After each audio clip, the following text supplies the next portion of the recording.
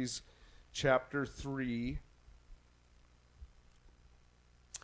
It's one of those passages that we think about during the new year, or at least I do, and that's what led me to it this morning.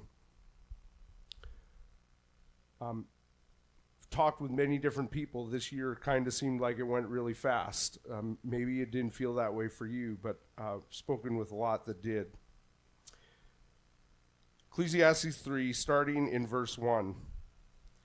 For everything there is a season and a time for every matter under heaven, a time to be born and a time to die, a time to plant and a time to pluck up what is planted, a time to kill and a time to heal, a time to break down and a time to build up, a time to weep and a time to laugh, a time to mourn and a time to dance, a time to cast away stones and a time to gather stones together, a time to embrace and a time to refrain from embracing, a time to seek and a time to lose, a time to keep and a time to cast away, a time to tear and a time to sow, a time to keep silence and a time to speak, a time to love and a time to hate, a time for war and a time for peace.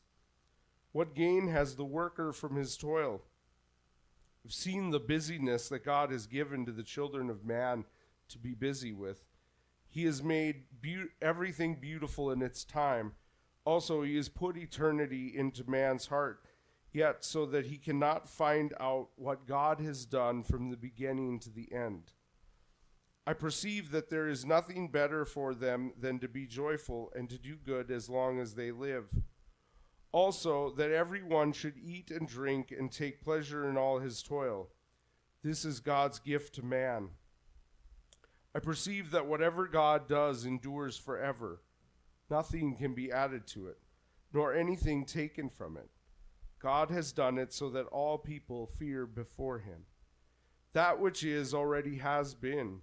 That which is to be already has been. And God seeks what has been driven away.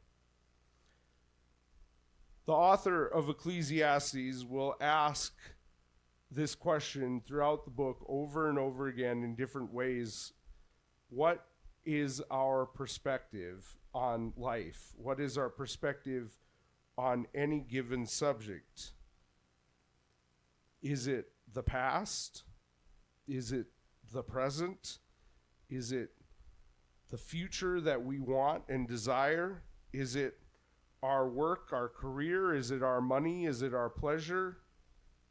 Is it something that we hope to attain in the future? Or is our meaning found in God? And it's not just about waiting for heaven, it's trusting in God with the fact that while we might have an awful burden we bear in different ways, we all have a decision to make whether we are going to trust God to make all things beautiful in its time. First, we see that since God made everything beautiful in its time, we can trust God during the seasons of our life. See, just like the author of Ecclesiastes, we all have at different moments desire for more permanence than is even possible for us to have. Now, we know that life offers a lot of variety and change. We also know that some of that variety and change comes in very predictable rhythms, like the 4 seasons. Even though the 4 seasons don't always have the rhythm that we're used to, we sometimes get weather that is unexpected during even those seasons. But just like the 4 seasons, change is always right around the corner. There's a time where people are born. There's a time, unfortunately, when people pass away and die. We don't control our lifespan. We don't control the aging process. And so, as much as it is easier to celebrate birth than mourn loss, we as believers also reminded that being with the Lord can also be a blessing. A time to kill and a time to heal, a time to break down and a time to build up. And right now in our country, that's what we need, a time of healing, a time of rebuilding. And yet, the time and desire that some have for revenge can make that difficult. Because when I'm hurt, I want to hurt back. That's the natural human tendency. And that's part of what we're struggling with as a society and a country right now, is that there are those who I want a time of hate. I want a time of revenge. A time to weep and a time to laugh. You know, there's nothing more painful in life than when people do not meet us where we are at emotionally. When people do not sympathize or empathize with where our emotional state is. To care and to be with someone in the moment when they are either filled with pain or whether they are rejoicing. To be with them as best you can in their emotion is essential. On and on the change goes. I'll never forget an older individual hearing somebody younger complaining about getting older and tell them, well, it beats the alternative. And yet, the truth is that whatever situation we are in life, we are going to face difficulties, and we should also try to empathize and care and sympathize with whatever unique situations that we different generations may have. And yet that doesn't mean that all change we experience is bad in life. Nor does it mean that the author of Ecclesiastes is saying that we should just deal with it as a kind of some fatalistic thing, that it is what it is and there's nothing that can be done. Rather, he is reminding us that we have a decision which is very profound to make in trusting God, and something that we have to do over and over again in our lives. And that is, do we embrace the change and variety that God brings into our life on a regular basis? And again, at this moment, not talking about evil and sinful suffering that we face, although we're going to have to trust God in those moments as well, but whether we trust that God is taking care of us and in control of our lives and in our world through change and situation that is completely unexpected and yet in of itself may or may not be evil? Or do we fight all change and variety instinctively because we are so dedicated to finding our meaning and purpose in our routine that we want to make permanent? Now, we all do this on some level. I'm not saying we don't. Yet, Jesus would challenge us to say, is every desire that we have for our routine what he wants? Another real danger that some have is they try and pretend that things haven't changed when they clearly have. It isn't helpful to try to pretend that things are the same when they're not, because we have to grow and face the reality of life and really look at the truth of where things are at. And not all seasons of life are good or easy. Because of our sinful, broken world, some of what we will face is going to be incredibly painful. And yet, again, will we trust in Jesus, or do we only have hope in ourselves and this world, because this world is too broken to put our hope in? It's imperative that we see that you and I have been given a task and a calling that is very straightforward: to trust and obey Jesus and fulfill the assignment which he has given us, which is to bring his kingdom through our obedience of the Great Commission, even in the midst of great change and upheaval in our lives. And while that mission is the same, our methods may need to be evaluated. Second, since God has made everything beautiful in its time, we can trust God with what will last forever. See, verse 11 may be one of the more interesting verses. Verse 11 says, he has made everything beautiful in its time. Also, he has put eternity into man's heart, yet so that he cannot find out what God has done from the beginning to the end.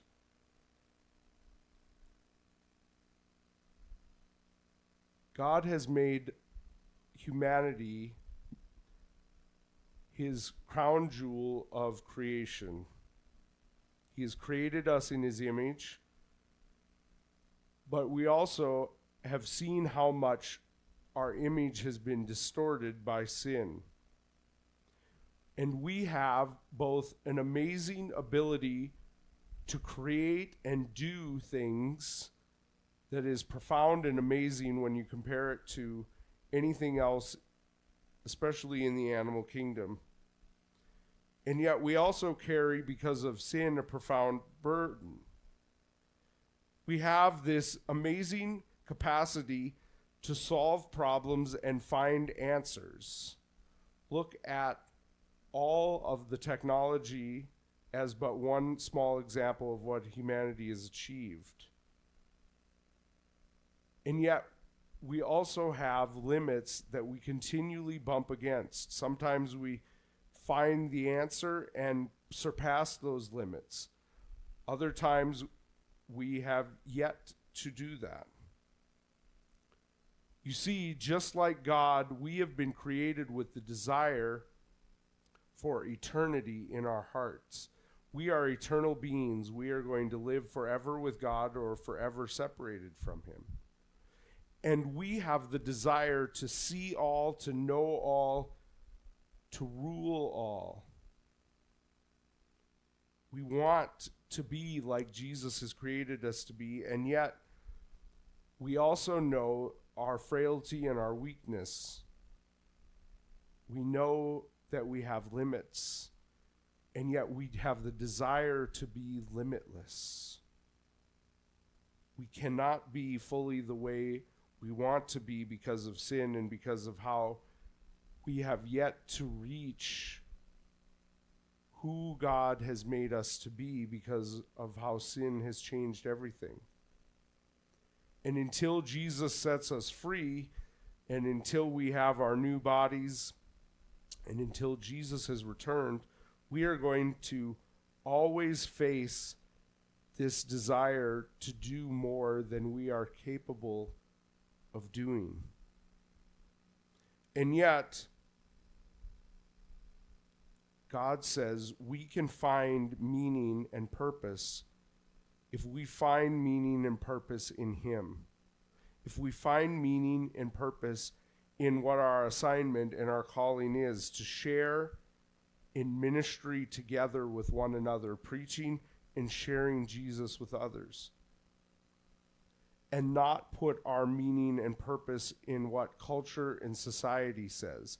And if you look through all of Ecclesiastes, all of the grand things that people hope in, wealth and power and status and pleasure and money, all those things can yield some significant sense of accomplishment for a moment, and yet all fades away. Jesus has given us an incredible gift, though, instead to be able to experience joy in the midst of a world that doesn't have joy. To experience peace in a world that doesn't experience peace enough.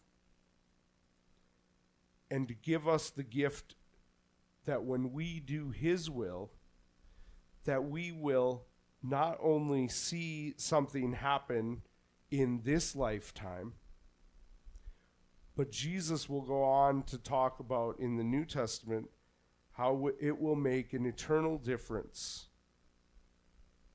That He will say, "Well done, good and faithful servant," for those things that have made an eternal difference.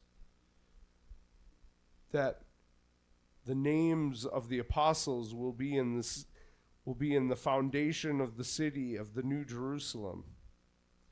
That our names will never be forgotten for those who follow Him. That even if we are never recognized in this life the way we should be, there are no forgotten people that serve Jesus. It is a profound gift to enjoy life. And over again, including in the passage that I read, but in other places in Ecclesiastes as well, the author will return to that and say, there are many people who are wealthy and powerful, and from many outside perspective, one would say they should enjoy life, and yet they don't. Because to truly enjoy life can only be done through our relationship with the Lord. Money, possessions, things, they might provide a momentary happiness or a momentary sense of accomplishment, and yet true joy and true peace and true happiness can only be found through the power of the Spirit, through the Lord. And anyone who has right relationship with Jesus can have true peace and true joy and true enjoyment in life. And that is a profound gift from God.